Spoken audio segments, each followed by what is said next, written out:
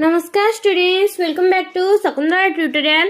आज आम आलोचना करबा मध्ययुगीय साहित्यर एमसीक्यू गुड़िक बा रीति साहित्य एमसीक्यू गुड़िक आम 34 नंबर पर्यंत आलोचना कर सारी। आज 35 नंबर रु रीति साहित्य संपर्कित आलोचना करबा। रस कल्लोल काव्यर केउ छंद आद्यप्रांत क अक्षर नियम रे रचित। प्रथम प्रश्न, रस कल्लोल काव्यर केउ छंद आद्यप्रांत क अक्षर नियम रे रचित। द्वितीय छंद, द्वादश छंद, षोडश छंद, प्रथम छंद। आंसर है प्रथम छंद। रस कल्लोल काव्यर प्रथम छंद आद्यप्रांत क अक्षर नियम रे रचित। नेक्स्ट क्वेश्चन, रस कल्लोल काव्यर द्वितीय छंद केउ राग रे रचित। रस कल्लोल काव्यर द्वितीय छंद केउ राग रे रचित। चोखी, बसंत बराड़ी, संगमतियारी, केदार। कौन? चोखी राग रे रचित। रस कल्लोल काव्यर द्वितीय छंद चोखी राग रे रचित। रस कल्लोल काव्यर द्वितीय छंद केतोटी पदर समाहार? 18, 12, 20, 16। 18, 12, 20, 16। आंसर हम 20। रस कल्लोल काव्यर द्वितीय छंद 20 पदर समाहार अटे। कर्पूर चंदन देई रसुण रोपिले नेई केते बेले छाड़ई कुत्सित वासना कुटिल दुष्ट नास्तिक महापापी अविवेक लोकंक स्वभाव सेही प्रकारे सिना। उक्त पदटी रस कल्लोल काव्यर केउ छंदर अंतर्गत अटे? उक्त पदटी रस कल्लोल काव्यर द्वितीय छंदर अंतर्भुक्त अटे। कवितारे केउ रागरे पदर प्रथम धाड़ीर अक्षर संख्या 16 होइथिला बेले द्वितीय धाड़ीर अक्षर संख्या 13 होइथाए। मंगलाचरण, रामकेरी, बसंत बराड़ी, चोखी। आंसर अब चोखी। कवितार केउ रागरे कवितार चोखी रागरे पदर प्रथम धाड़ीर अक्षर संख्या 16 होइथिला बेले द्वितीय धाड़ीर अक्षर संख्या 13 होइथाए। नेक्स्ट क्वेश्चन, कवि दीनकृष्ण दास केउ छांदरे कृष्ण कथा सुनिबा पई साधु मानंकु निवेदन करिसंती? कवि दीनकृष्ण दास केउ छांदरे कृष्ण कथा सुनिबा पई साधु मानंकु निवेदन करिसंती? तृतीय छंद, प्रथम छंद, द्वितीय छंद और अष्टम छंद। आंसर अब द्वितीय छंद। कवि दीनकृष्ण दास द्वितीय छंदरे कृष्ण कथा सुनिबा कथा साधु मानंकु निवेदन करिसंती। कुशल नर्तकी भ्रमरी पराए भ्रमिले बातचक्रमाना कुटुंबी दिनजन मन पराए संतापी हेले एका दिना। एहा सृजने कुश होइले नदी जल कांत घन रस विहीन जेमंते दिसंती विहरिणी कूल। एही पदरे केउ अलंकार परिलक्षित हुए? उपमा, उत्प्रेक्षा, रूपक और श्लेष। आंसर हो उपमा अलंकार परिलक्षित होइथाए। रस कल्लोल काव्यर पंचदश छांद केउ रागरे रचित? बसंत बराड़ी रागरे रचित। रस कल्लोल काव्यर पंचदश छांद बसंत बराड़ी रागरे रचित। निम्नोक्त रस कल्लोल काव्यर केउ छांदटी मधुप चौतीसा बाणी रे रचित? तृतीय छंद, पंचदश छंद, षोडश छंद और द्वितीय छंद। आंसर अब पंचदश छंद। रस कल्लोल काव्यर पंचदश छांदटी मधुप चौतीसा बाणी रे रचित। क्रमे मधुशेष होइला प्रवेश होइला ग्रीष्म समय कर मालिकार महाखरतर कमल कुमर पराए सुजने की कहिबा मोहि तपत कराइला नृत्य पथिक पदकु संग्राम भूमि अश्वमत।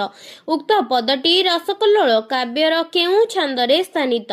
प्रथम छंद, चतुर्थ छंद, पंचदश छंद, विंश छंद। आंसर अब पंचदश छंद। ରସକଲ୍ଲୋଳ କାବ୍ୟର ପଞ୍ଚଦଶ ଛାନ୍ଦରେ କେତୋଟି ପଦ ରହିଛି? 20, 25, 30, 40। ଆନ୍ସର ହେବ 40ଟି ପଦ ରହିଛି। ରସକଲ୍ଲୋଳ କାବ୍ୟର ପଞ୍ଚଦଶ ଛନ୍ଦରେ 40ଟି ପଦ ରହିଛି। ରସକଲ୍ଲୋଳ କାବ୍ୟର ଷୋଡ଼ଶ ଛାନ୍ଦ କେଉଁ ରାଗରେ ରଚିତ? ରସକଲ୍ଲୋଳ କାବ୍ୟର ଷୋଡ଼ଶ ଛାନ୍ଦ କେଉଁ ରାଗରେ ରଚିତ?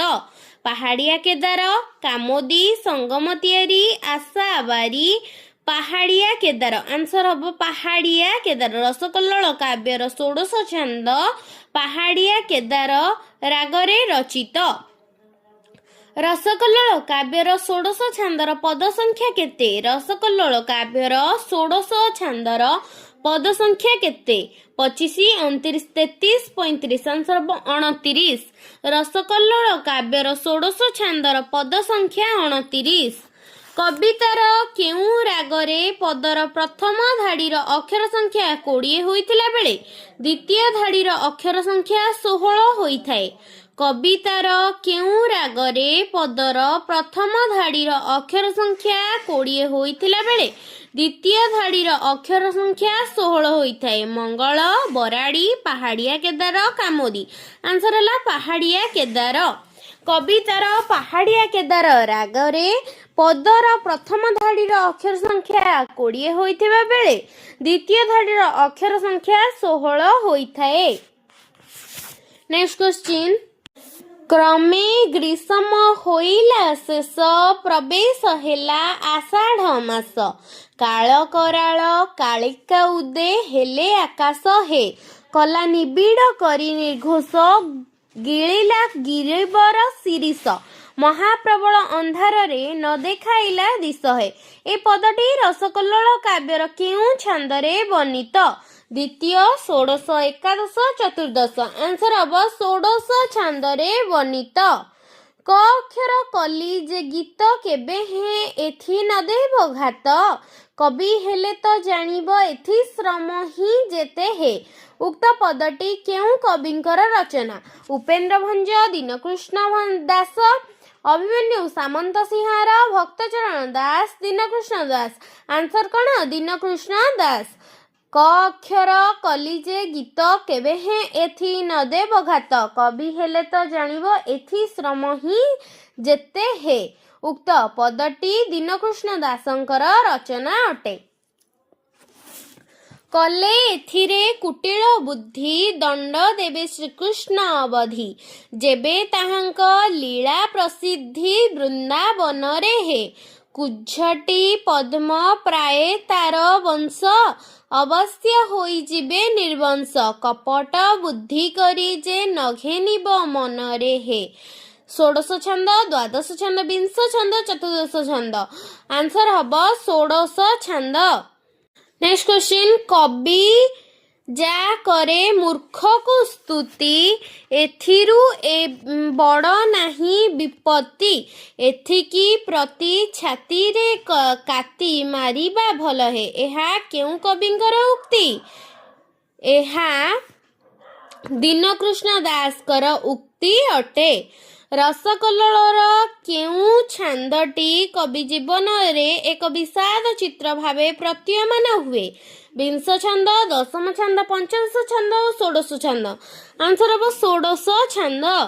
ଆନ୍ସର କ'ଣ ଥିଲା? ଷୋଡ଼ଶ ଛାନ୍ଦ। ରସକଲ୍ଲୋଳରେ ଷୋଡ଼ଶ ଛାନ୍ଦଟି କବି ଜୀବନର ଏକ ବିଷାଦ ଚିତ୍ର ଭାବେ ପ୍ରତୀୟମାନ ହୋଇଥାଏ। ରସକଲ୍ଲୋଳ କାବ୍ୟର ଚତୁସ୍ତ୍ରିଂଶ ଛାନ୍ଦ କେଉଁ ରାଗରେ ରଚିତ? ବରାଡ଼ି, କାମୋଦି, କେଦାର, ମୁଖାବରୀ। ଆନ୍ସର ହେବ ବରାଡ଼ି ରାଗରେ ରଚିତ। ରସକଲ୍ଲୋଳ କାବ୍ୟର ଚତୁସ୍ତ୍ରିଂଶ ଛାନ୍ଦଟି ବରାଡ଼ି ରାଗରେ ରଚିତ। ରସକଲ୍ଲୋଳ କାବ୍ୟର ଚତୁସ୍ତ୍ରିଂଶ ଛାନ୍ଦଟି କେତେ ପଦ ବିଶିଷ୍ଟ? 28, 32, 34, 41। ଆନ୍ସର ହେବ 34 ପଦ ବିଶିଷ୍ଟ। ରସକଲ୍ଲୋଳ କାବ୍ୟର ଚତୁସ୍ତ୍ରିଂଶ ଛାନ୍ଦ କେଉଁ ବାଣୀରେ ରଚିତ? ମଧୁପ ଚଉତିଶା ବାଣୀ, ଆଷାଢ଼ ଶୁକ୍ଳ ବାଣୀ, ବାରମାସୀ ଚଉତିଶା ବାଣୀ ନା ଚକ୍ରକେଳି ବାଣୀ? ଆନ୍ସର ହେବ ଆଷାଢ଼ ଶୁକ୍ଳ ବାଣୀ। ରସକଲ୍ଲୋଳ କାବ୍ୟର ଚତୁସ୍ତ୍ରିଂଶ ଛାନ୍ଦଟି ଆଷାଢ଼ ଶୁକ୍ଳ ବାଣୀରେ ରଚିତ। कवितार केउं रागरे पदर प्रथम धाड़ी 22 अक्षर विशिष्ट होइथिबा बेले शेष धाड़ीटी 17 अक्षर युक्त होइथाए। रामकेरी मंगल केदार बराड़ी आंसर हम बराड़ी राग। कवितार बराड़ी रागरे प्रथम धाड़ी रे 22 अक्षर विशिष्ट होइथिबा बेले शेष धाड़ी रे 17 अक्षर युक्त होइथाए। कंस करी कंठी रब केशव कहंती प्रसन्न होई उद्धव कह कह गोपपुर संदेश केमंते होइछंती गोपी वंश कहंती उद्धव कर अवधान प्रभु माधव। उक्त पदटी रसकल्लोल काव्यर केउं छंदरू उद्धृत? एहा चतुर्त्रिंश छंदरू आसीअछि। कंस करी कंठी रव केशव कहंती प्रसन्न होई उद्धव कह कह गोपपुर संदेश केमंते होइछंती गोपी वंश कहंती उद्धव कर अवधान प्रभु माधव। उक्त पदटी रसकल्लोलर चतुर्त्रिंश छांदरू उद्धृत होइछि। कवित्व वनिता कविता पिता कहिबा लोक तार उपमाता कले ताकू भोग रसिक नेता केते हे अबा रहई योग्यता कुमती गुआर केवल बईमात्र भाई तार। एही पदटी रसकल्लोल केउं छंदरू उद्धृत? त्रिंश छंद, चतुर्त्रिंश छंद, सप्तविंश छंद, त्रयत्रिंश छंद। आंसर अब चतुस्त्रिंश छंद। कवित्व रस उत्तम गोखीर करी तही संग स्नेह साकर कर्ण तुंडरे जे करई पान किछि ही स्वादु जानई से जन कुश्चित जा बुद्धि करे ता वचन आंबिळ दधि। एही पदटी रे केउं अलंकार परिलक्षित हुए? रूपक, व्यतिरेक, उपमा, उत्प्रेक्षा। आंसर कहब रूपक अलंकार।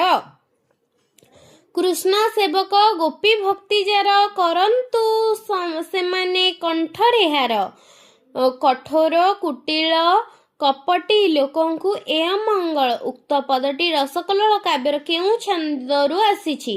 त्रिंश छंद, त्रयत्रिंश छंद, चतुर्त्रिंश छंद, त्रयविंश छंद। आंसर हम चतुर्त्रिंश छंदरू आसीअछि। अतएव आज आम आलोचना कले 60टी एमसीक्यू 30 रु 60 पर्यंत आलोचना कले। नेक्स्ट क्लास रे 61 नंबर रु एमसीक्यू डिस्कशन करिबा। जदि वीडियोटी भल लागि थाए लाइक शेयर सब्सक्राइब करिवे एवं कमेंट माध्यम रे जणाइबे।